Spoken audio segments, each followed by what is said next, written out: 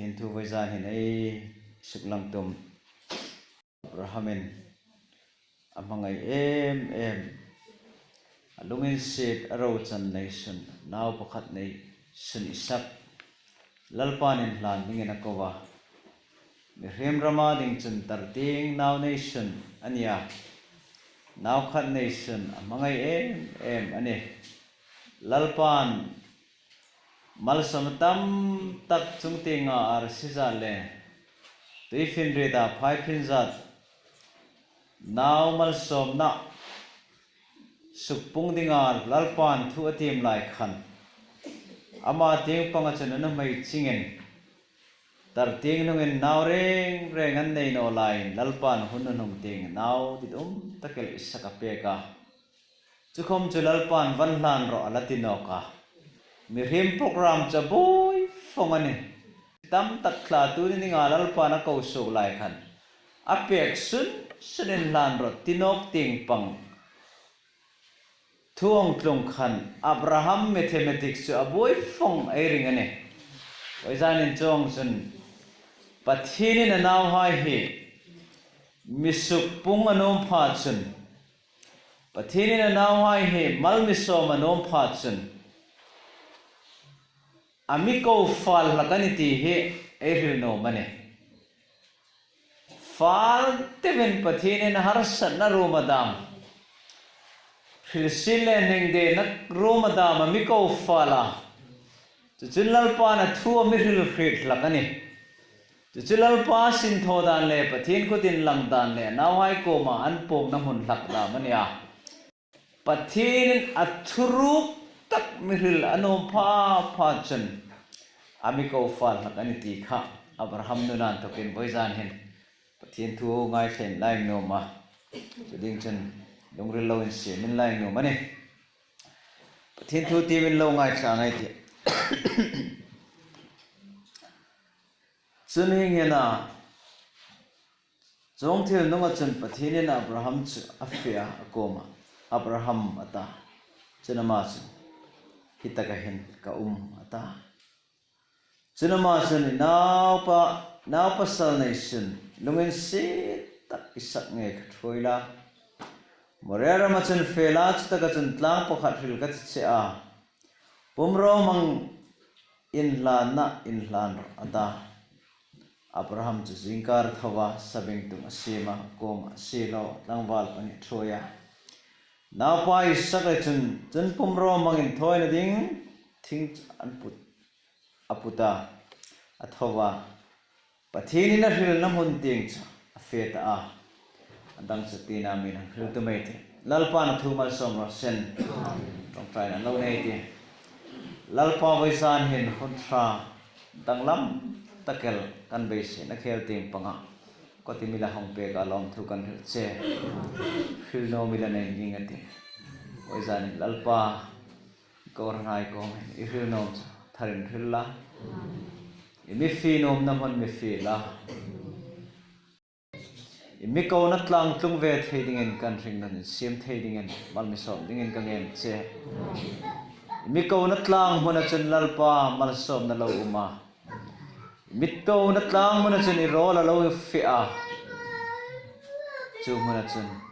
inaw ha isu pung na kan kha voisan hen kan re mi ko na rol rin thing tak le fe takel min thit non tiren chu tlang a chun kan ro thil hua kan ngai ha in hlan ngam ve the dinga hoi sen na da min thom dingin kan ngen che nang kan mangai na che hin ing le khomin thleng phal no in lam nanga poimo taka kan si thena ding che in voisan hin lalpa I kom ting kan taksa le kan longrul kan thlara mi hip nei la mal mi som dingin kan ngen che lalpa isu ngen kan che ni Abraham hi lalpa na ko lai khan bung som pania Genesis 7 Abraham kha ikhoti ga in tok le lai bung ha in tok le pai na in tokin sokla ram kalanen ti ding che ting chen fer chỉ rau pui ta cái sim cái thì chia mal som cái thì chia hình sự rau pui bọc cái thì nang mal som nani ro Abraham sailen na insung apa tera insung milim bek na insung ani amiruk chulan luin sit na akko na adongel hi awang ne ni Abraham chulal pa na ko soka Abraham khoin thok le lai bungain thok le pa sungain thok chun sungla ram kalenin tirding che ting chun ferong ti chu Abraham in chile ko nganei na ram lai bung anei na ram sule ko det le in lo ram det anei na mun chung ram po mak sana lalpana ko na ram lalpanan chutum na ram khoti mana ti khom cha larhi lo rampan dinga lalpan sukro atya Abrahamang suk nok nangam he voizanin ko tu pathina reaching ani ti he ehil nom bokani ko tu pathina reaching ema khoin thok le pain sung lai pungan tokin sukro voizanu na wai Abrahamang in khovel hin ein hoitin zone hin ring no nei manga chumun chu suk do galal panamin thutum na ramle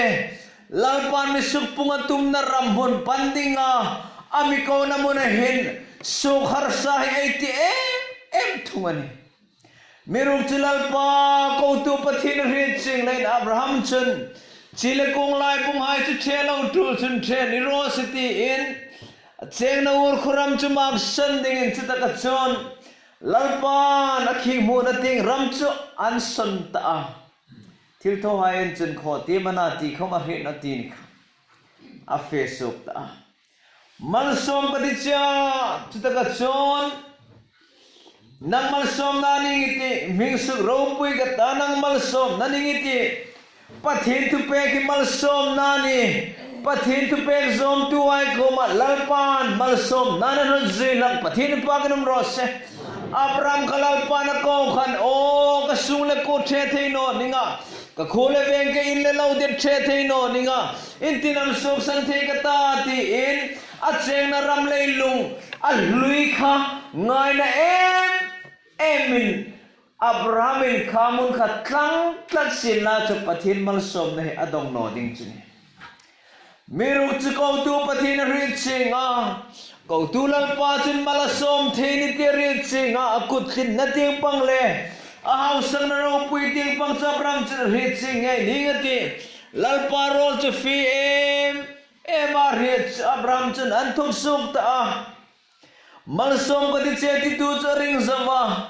chiro pui ta ke sim ko ti che ti tu chu ring zawa nang mal som nan sim ko ti che ti tu pathin chu ring zawa trong sin phur tapo chu trong sin phur ka ti tu pathin chu ring zawa rampeng ka ti cha ti tu lal pa ring zawa chung ting ar si za le phai phin zan itlai supung pe ka ti che ti tu pathin chu aring zo tata chu le chon a he chen pathin rol chu a zui ngama chu taka chu lalpan mal som nan alo nga kan pathin pa kim ros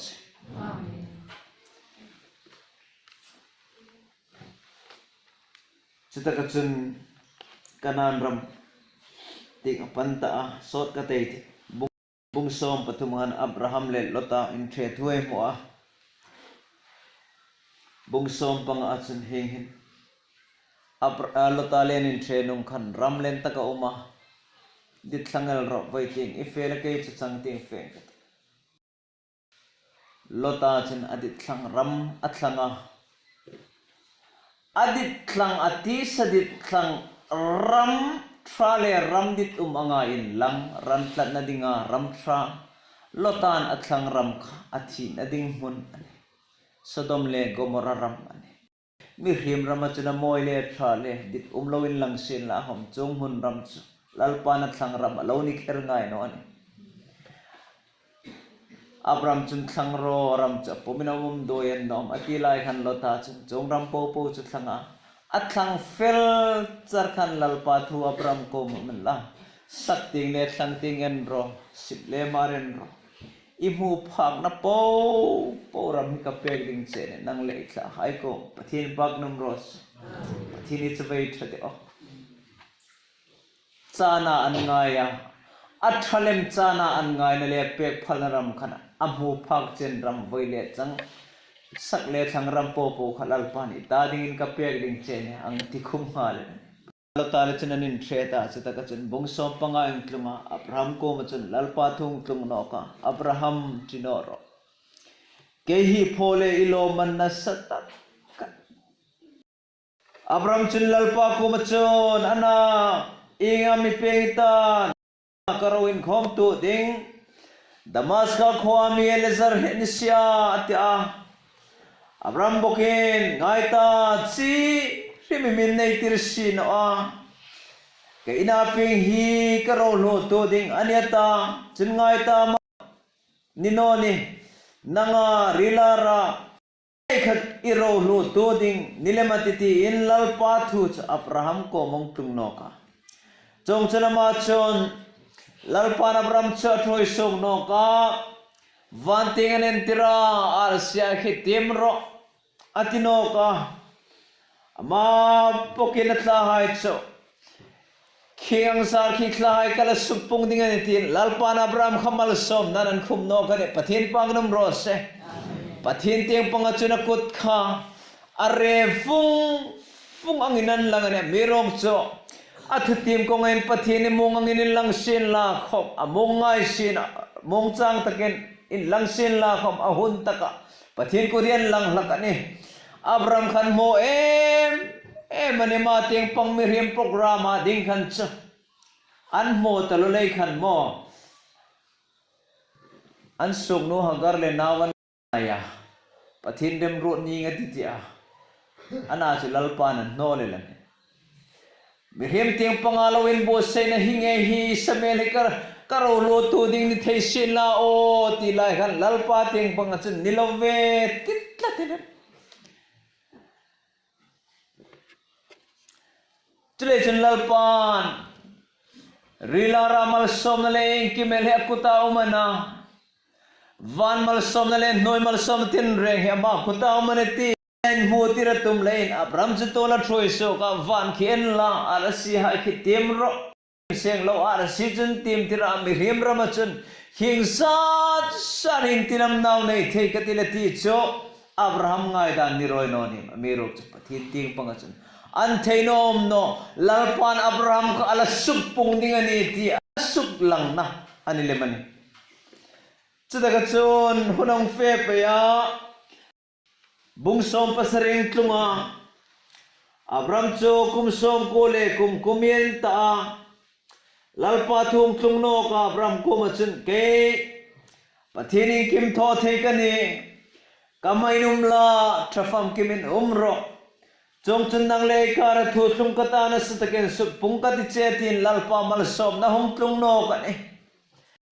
honong fe pe lalpa na sila hong pek ta chuta ka chun rila ra lutak mal som atar tingin nei ta isak apek ta chuta ka chun isak chungin thang lin ta emani rolong ni ta ningate bungsom ni pani eung tlong chun lalpa thu hung tlung no ka abraham tin lalpan ako no ka abraham chun tinamati hitaka hin ka ati voisani nei thupui nom chu hitaka hin ka ti hi voisani nei hel no bane abraham hitaka hin ka ur khwan tukin lalpan throi so ka har sanatam takapal tleng nung khoma chireng reng thareng reng an nei tirno nung khomen lalpa chir mi min pai tirna mi pek no now urilara lake mi pek sin ati lai khomen lalpan chungting en roar sien no tian tim dirlai gom khan eng khom abramin nei anei no ni rilara kha saka pek ta lalpa mal som na tun cha hong tlung trananta lalpan malami som trananta ti cha abraham ngai dana chun sip roi no ni alung khom mong tranta ngate chudaka chun lalpa tung tlung no ka abraham ata hitaka hin ka abraham lalpa na ko na mona hitaka hin ka ati thei nahi voisan una wai lalpa na mi ko na mona hin hitaka hin ka umani ti thei ve dingin ring nun in bo say la no ma de sikulay kaya rola nung kola present sir chun present nj ka Sunday school ay kaya minganong lam chun ka umay ti chun PNJ ka present nj ka kum top lom man hotin tom ngai nei kai trok up apati na tanem ngai biak no khoma Sunday school lom man biak tin no ta income trok khomi tama tamin te Abraham tian lalpa na ko kan hita kain ko mani lalpa thuing ang komung tlung ding ni sen la lalpa na ko na mun le lalpa nin tol roti na mun in tol dinga in ready na lalpan thor ati tho dinga in ready na in surrender roti na mun in surrender nam na dinga pathin ma in pumpe em in lalpa na ko na mun kon hilahin ka umani ti waisan hin unawai lalpani ni malnun sangye babiko venesin la tharau nun cholale tharau nun ring namun he mihang indon sin la mihang ko sin la ai ming se mihang ko sin la hilahin ka umaitin azon hi namun hai afilin afai dal the ne namun hai muntir dak umle pathin ta dinga rongbol dinga tinglo le tirdak tak khomainel theni hita kahin ka umang tiseng ro vai zan hin inum na zon senga in lung rilenan tiseng tu hita kahin ka in namunin ritolin ti lalpa hita kahin ka karing no ni solle tha andova thatna solin amin ya karing no ni asolani chutaka chan ka namol indang seng roi no ni vai zan Abraham lalpata dingain pumpe em le mongzang takin hilahin ka le bungso panyan tukin lalpa na thutrang tin na thoya malsom kaditse bungso panga malsom kaditse som pasarem tlung ko malsom kaditse Abraham tinoro malsom kaditse asumpung kaditse atitu lalpa chan bungsom ni pani Abraham ang kono kan hilahin ka umata tuin chilalpan oing malsom na tamle mami pek ding ti Abraham ting pangachun ngai tu na lo nei roi no nim mirok chilalpa tung tung zoma chitaga cho o ina pasal nation ni mangai ilongin sit tak isange ka troi la Moriar macun tang pakar hil ka ti cha chitaga chan pumro mangin lan na van lan ro ti thu chung tlung ta ni cha Abraham tading chinangai no be thak ta no leni malsom ka ti che su gum ka ti che itlai khom ti fin re ta pai pen za va na ar si za din su pung pe ka ti che ti tu malsom na kutina troi singlaya malsom na rila ra pakata pek lai khan oi mangai na pasal nation isak nge kha ilungin setak pathin hi aboy ngai no Abraham junin ngai to vung ata Ismael khan no mo tiroi no ni malung ril chun nom rakati nilove Ismael khan nilo nang ma to ka irila range inaw pa salvation ilungin sit tak isak nge kha Ismael nilo isak nge kha thoila tlang pakar hil ka ti amore tlang chita ka chon ka taningin pumro mangin thoiningin van hlan rati cho lalparo la hong tlong ta thudela ni cho Abraham ta ding chon khil hei thak lalpa malim soma supung ka ti che mi ti sia enta ka naudot ka mangai in landing ai mi tir chi emana investment ta jukti khom ol takan tarting nawan nilem chun chudot em zolanta ano may ko masarin ta lalparo long tlonga ina pa kuyo tlanga vanlaro lalpa na tini hang tisin la lem chu sarilem ka ang inhok na sa danding chu thainoni nu pa sel boy na tlong ngal ringo merok chu betu lalpa chun Abraham chu fi em ne pathinin pagiram rose ko tu pathin riat chinga abetu pathin rola riat chinga chulei chun petulal pa chun alak pek nok thea la pek tulal pa chun ne ka tama pek nok the ni te riat chinga pathin amal som na le pathin house sang na ena chule chun kau to pathin Abraham aboy no rim ma chu daga chon now pasala mangai em chu lalpata dinga in thoina man ro dingin tlang teng fe dingin an bo sei te Abraham ngai to chun Miriam ram chun o Abraham na now he mangai non no Miriam ram chu chim ve rem rum no ni mangai em na now sam choyata o tlang tlung khom chu ho purum ta kan Abraham ta den merok chu tlang chun lalpa na lo ngak sia la sim tun rohlin lan na mun more tlang katlung ta chan le chan to le to thi le thi dam le dam rinum tin reng tu ra thisena min tlan tu laldi dum ko na rol sang dingin kan sim ta thinin pa kinum ros laldi dum ko na rol sang dingin Abraham lalpan puran siba puran sim kha arikani Abraham ta dingin rol takin lan dingin lalpa varik de o ti vong vong na khapane mirok kau tu lalpa reching sia sitagachan now na isinam mangai em sat roruin landinga tlamting panding ro mang in thilin lan na ro fai fong na in lan naramani now khan nation ro fai vonga in lan naram chu tlang pandinga now nation ang troi Abraham Miriam ram kha chim no ngai naumle mirong chi Miriam ram chim na munin pathin ro na loin lang chau lak ani unaw hai hi Miriam ram chim pa chan pathin ram heloin tran chawani ei Miriam ram suk chim nekin babel in angelin bol sam deu hei tum pe chana chun pathin rol re dei tuma chun hlimei tuman thei ngai no ni leichen voizan hin ei Miriam ram hilal pan soi ching he tuma misuk lung jing athil tuman no mal miso manom lem lakan ti ringei ti pathin na naw hai ni mangai ei tor khoma phalai chan khoma phal jing la hin chan phal tu chun mala misom tam lem nom ti re tharei ti sitaga chun lalpa ko na rol sa sang dingin jingkar chun Abraham cha thau tani thinin pa kinum ros lalpai mi ko na tlang pan Abraham kha thau so ke tai voisan unaw hai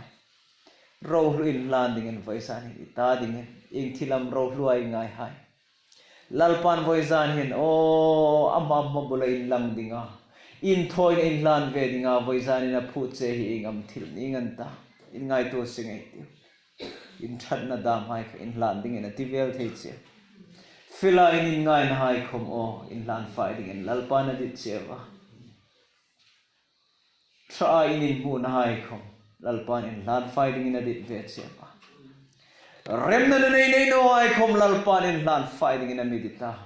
chong ram po ai ni te pangao Krista ke bulei thung no ai fil na ngote in mo ai that na ngote in mo voizan in chong ram po chu o in lan 5 vong ram hello poi mo ni lalpan voizan in churam in lan 5 ve ding ami ko ani ti hin ringei ti aram chan chinan thokhin ke khom lalpan ami ko ani hi in lan ding ka nei ve ni hi ka nui ka nun lui ka thil thano hi mi si thalo ka nun chang thalo hi voizan in hi hen nom lalpan in lan ve ding ami ko na chuti voizan in ni te panga pathin mi bek na ni sin no ma fa de Abraham chu taka chun lalpa na ko an ti re ching ta lai a tho sok ta a tho dok ta ne voizan in una wai ni ai khom tho dok ve ngai ti wa pathin mai lan ngam ve ding in tho dok ngamai tiu voizan in ai ngai tu na fam kim lo ai ri ro na tling lo ai sa na tir da kom tak tak le pathin ma tling lo thil tam ta kom te voizan in pathin in a hit five mongane lalpan in lan fighting a ati na ramche in lan fight na ani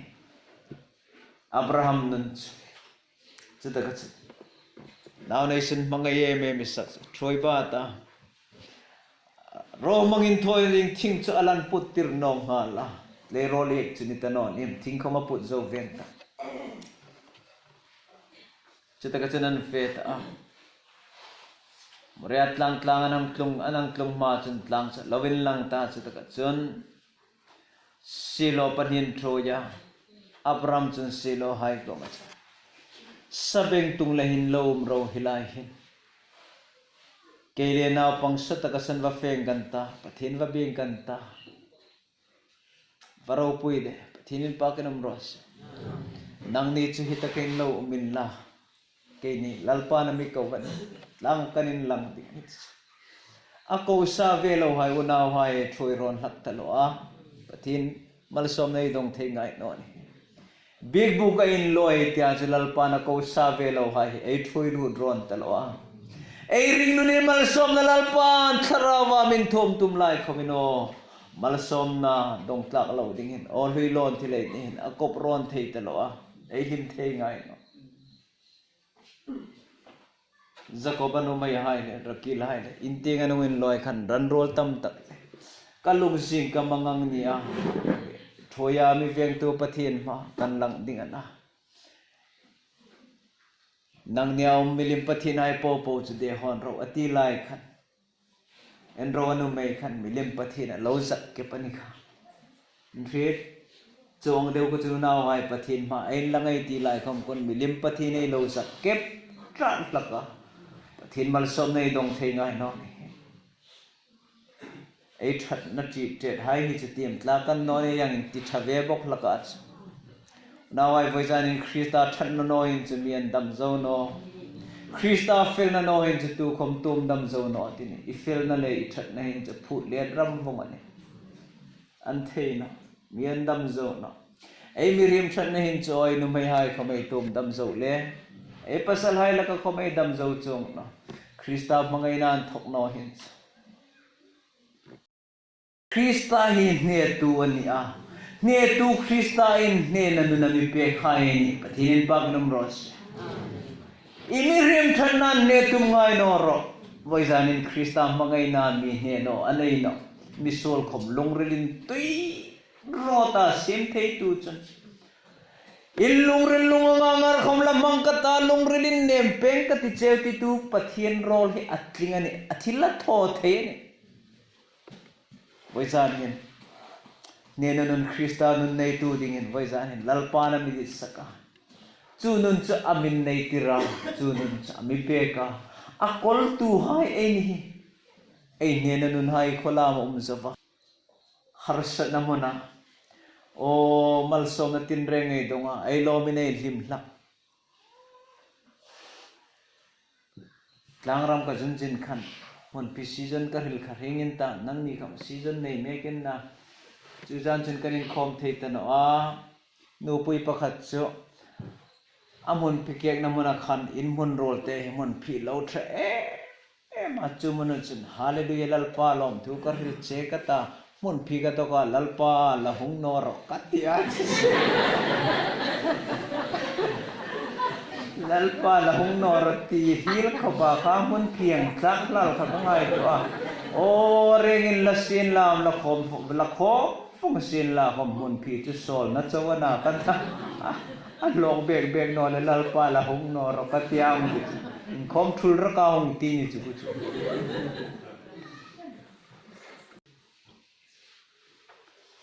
Church voisan in kauran hai hin ei nun Christa hi poimo insan dam na pursuk ro amiti hai dang o amun le muna ai pursuk dinga mi pe kana amun le huna ai pursuk the si no jun ring tu ai ni na hindang lam nai nei der no ne ring no tu ai khominan tho fongan heng hi chu amun le hun pe ring tu ai ni na hi ai sup lang na ding mun ai sup lang the no jun ring tu ai ni nei kholaya ai sup lang ding manati in zonang pero nang ni kho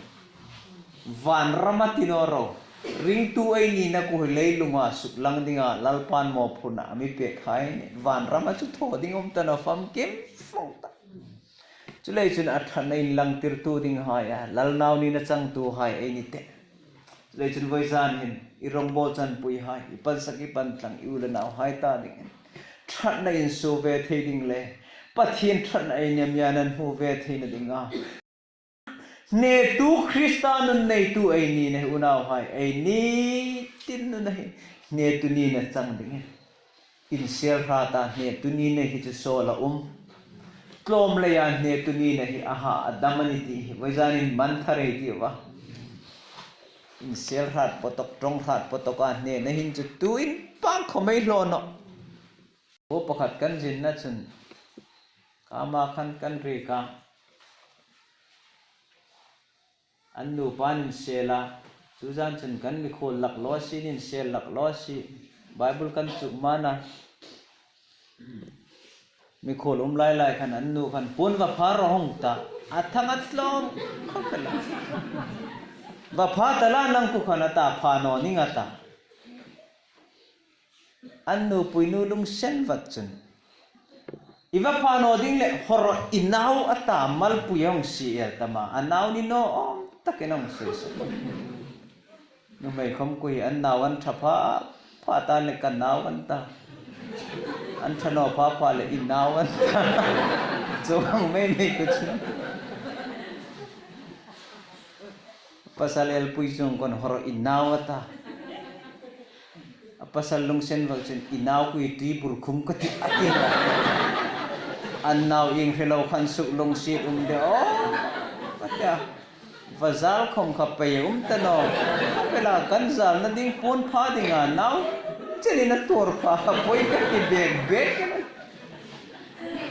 nu pa khom kui o katiang ku kan taksa chawa ai nu pa hin chu so la umane o kui kan jina daw revival an donga an nu puinun revival donga pasalin ikharau chang khori tharau ni ka hit ngai no hi ei nan to kin sok mangro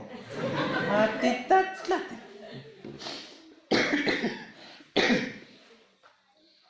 isuk no jen ke sok kata hung loi no ninga isuk dinga mi sok no dinga ta sok nong katita an le ke sok katita sok ta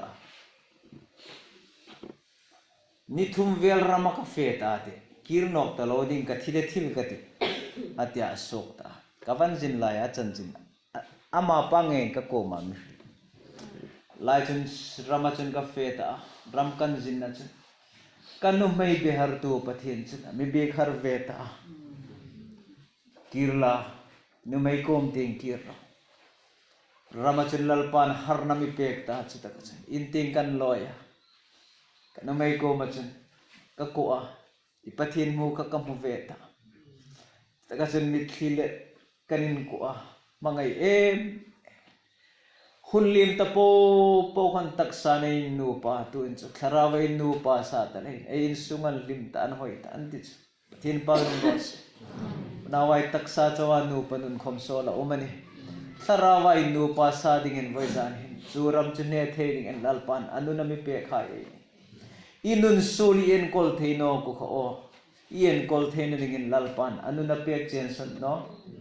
inun thalo le thing lim lo le fellow en kol ding in lalpan anuna pe chen chulei chun einun fellow en kol ding in nun Krista hi voisunin einun en kol ding in mangai ti Abraham lalpan ko na mun ting antol ta hitak hello ro silo hai kele naw pangitlang san feng kan ta pathin va beng kan te nang ni tulal pana ko sa ve no chewati nang tu kan cha nang ni tulo chol ta ro ke ni feng kan te avat thate o ka ngai toy lai thu ka ngai tu lai lalpana ko sa ve lo en ro jan khatai ram kan sola melek mi hai thatchimet roti lai khan lalpa ta dinga in thoina dingin bong thau le ran thau hai ong choya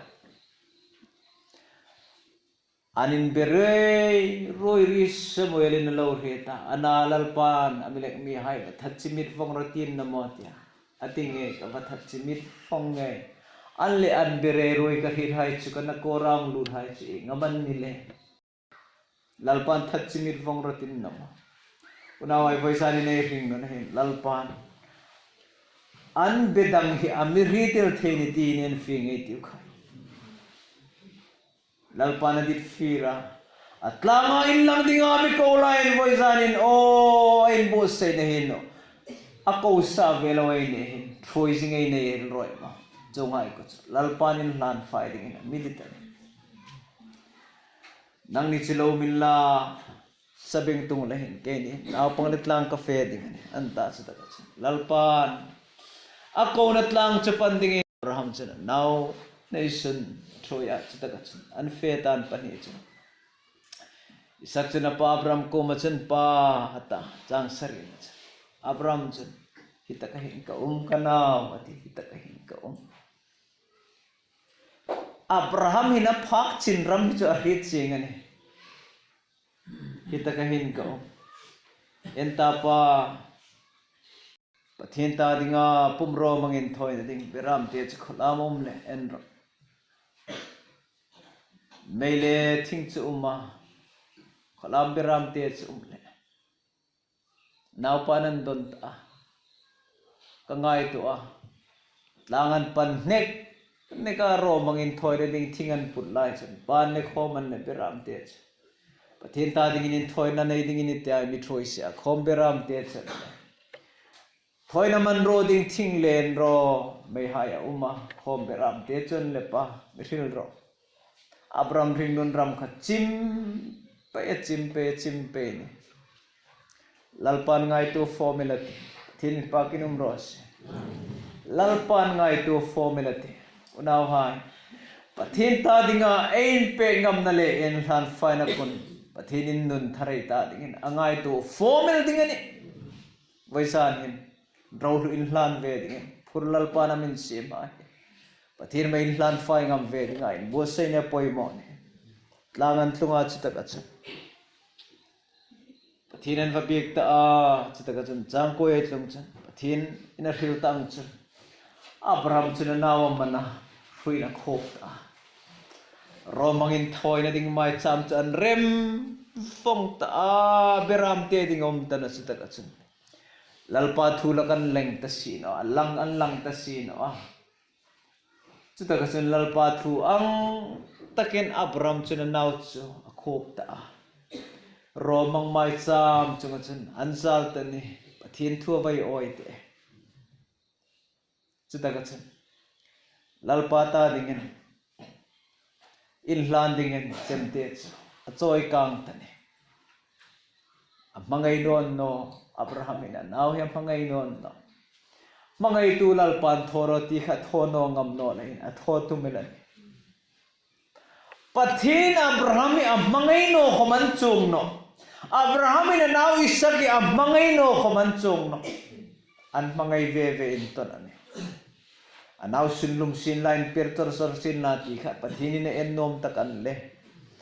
Abraham ina mangai no ti lalpa na finom le mani romang mai cham changa chen anzal ta akho fonga chuta ka chen isak chen zal ta ni che thei ta lo ding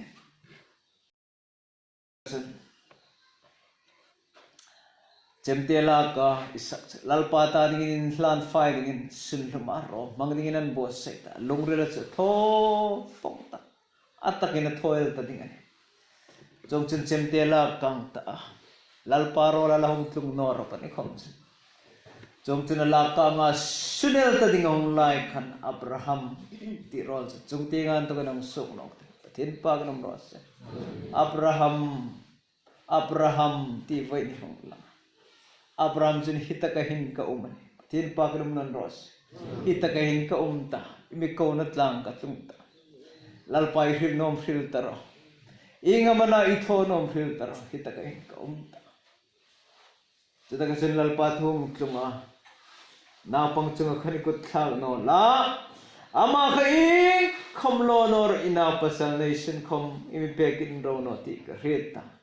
pathini treat tu hin ka reta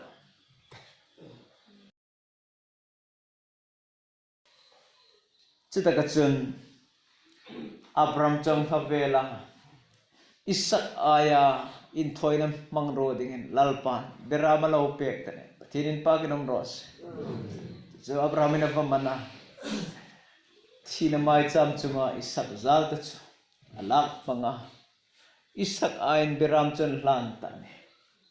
chu isakin hlan ain lalpain rim tu alo poma malasom tani wait Wajai unawai nang leke misol solin mi khob hlom ta o thina mai cham chunga zal ta hai baisen reng khom nei ta lo chatun thlem huna mabak chauta setanin thina hrui roli na mi sema tiang kan thina hrui roli na mi sema o chatun thina mei pui chunga mi zal mek ta mangai tu la li so in mangai tu pathin in thina mai cham chungan thukena mila manga kada dingin van beram te mi pe ka ainan zat thinin pa kedom ro se amazarin dam nai lo chang tani amazarin dam nai lo chang ta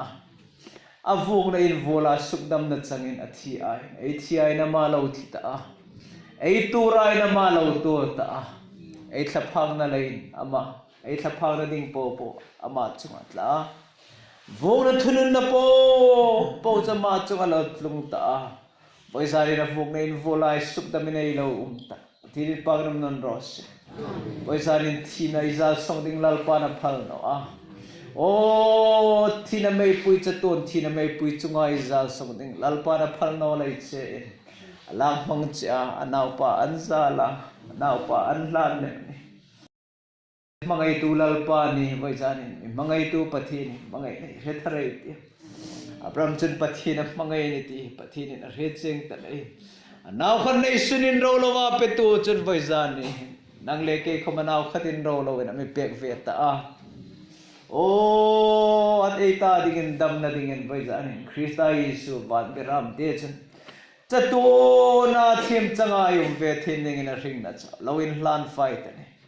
mazarin dam na fam ki mai lo chang ta khovele hin lim le lom ve thei dingin mi lo sim tani tin pa kum ros Krista bon voi sunin khovele lim na dingai nei le Krista bon voi zarin khovele lim tu min la khom lim na dingai nei na ni roi chei ti kha lom raka zu lim pui ding khamai nei in le lo hai khom nin la voi sunin ke khom kan ram le in lo ing khom kan nei na voi zarin Krista na misuk lim no chun lim na ding dan kan nei na unawai voi zarin misuk lim tu ta ki Krista ni ros ei lim thei ding chun voi zarin ei dam thei na ding chun o isakin na pasalam mangai em aro lu tak an hlan nga mang khan Krista ei mangai thei no na mi lo po voi zarin in hlan dam ve in la chutlang a chun lalpan mal mi lo som ve nga ta rol min ritir thar ta Abram ko machan imi mangai ka ret ta beram chalala ka na pai sen pumro bang dingin an lan ta chom chen lalpa thu chom mani le mani salin kan kha mani hi tho ta le inau panai sen khom chin ro no le mal som ngai ka chi lalpa thum kum no ta vatla de mal som ka de che ko tia ko sok tur khwan to ka ko sok to chen mal som nge ka ti che chang som pasere vana ar si zat le tui fin ret panga phai pin za de ni thai che la suk pung nge ka ta itla hai nang ma do tu ai kul khar che nei pe kan ta ka thu yoi ta le itla hai che khovela chen chitinin la thovengan ti lalpan mal som nanan khumta naw khatin ro lo wain hlan ngam tu ko mokhan vana ar sizan o tui fin rita phai phin zat inti abram ko mokhan lalpanan an hon tirtane pathin pagdom ros am paro pui anaw khat chaw pek lein lalpan tim seng lo nawan hon tirlan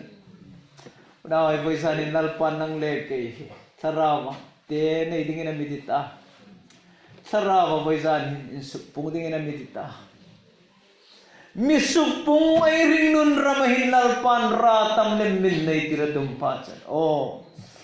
Abraham ang hinami ko fala mga ina tuwa miril lakani voice ko hai thiên mangai na ai khit thiên ding chun chung har san na mun pal thang ngamai ti chung har san le chung rum in thu ami ko thang na mun khom ni sin la lungoi takin anung zui ngamai ti mangai na ka cholin ka pa na me khit thil thata ka lo ni rom thak ka parem roch lo tengin vai zan ka parem ro da fel ngai no I parem ro da fel ngai thil thata ka lo ni rom thak ti ngamai ti pa unawa in thing lam in thing nun in ron in lim na ngotin lalpan thui non cheu har sanan tokin ko fal hakati cheu pathin in enro vita ko ding la kan hung ro phula in be ngai ti ti ni kha oi za no naw hai lalpan har sana phula da mi ko fala ta phil sile din si na kar khom phula mi ko lu da ta athuru ka mi rin lak ding ning de ne le pusit na kar khom mi ko lu da ta abangai he thu min rin lak ding chu mun na chun pathin ro la lo man mo si khat lang ko wa lalpan chu mun na chun thale lalpan an bi pu boi sai una mai hring nun ra mai pathin ro lai hri the na ding chu pathin mi ko na mon hi pheching ai tiu khai rol ka he sandam tu ro dik le fel takin me be ka har san le pe dong na mon kho mi ha in vet mi ti ro hai se rol ka he sandam tu ro ti the lalpan mi be har khat ro sen amen chu mon chun pathin mi puyata mi su pung na ka te ro huin landing en voisan in puramin sim ai te ai suk sun le ai bo sin tam ta kalom khome moi jan ai nun hui ram po ai lal pa mai lan fai ti ba thin mai langai ti ba lal pa mi ngai dam no the anei no ai so lai po mi ngai dam ding nang ringumin nang fel no la khom mi ngai dam tu ting pang cha felina ringum sing ani pathin pa ganam ros ren el hen ai sungen kol na da mai king non atam tak umati ko hanen kol na kong khom ni sil la ai ting non le ai fel non atam tak wai sa ni krista fel na sil fel in bel no ding krista that na in bel no ding mangai na dam indrem na dam do the na dam ngil nei na dam that na dam ringum na dam chung hai cha krista sil fel hai an ne chung chulal pan cross ai sil fel dinga mi three pe khai an ne in bel thare tiu chung hai cha now I voice are in it nan ko haden kol tum no la ifel nan ko haden kol tum no sol dal ongita ni hai dam no ni hai krista fel na le that na nen ko lai ti wa mangai na le lungin sin na do taken ming se ding ka phal no mel se ding ka phal na la sim tu na tiang khan krista ming moi na ding chawerin voice are hin rom bol thal ding ei ring na in bo sai tharin lai no ani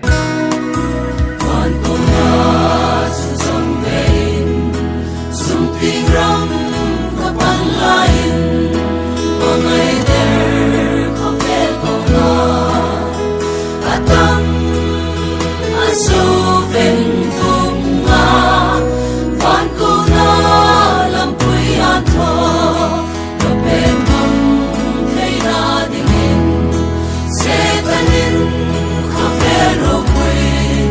na aminin tirda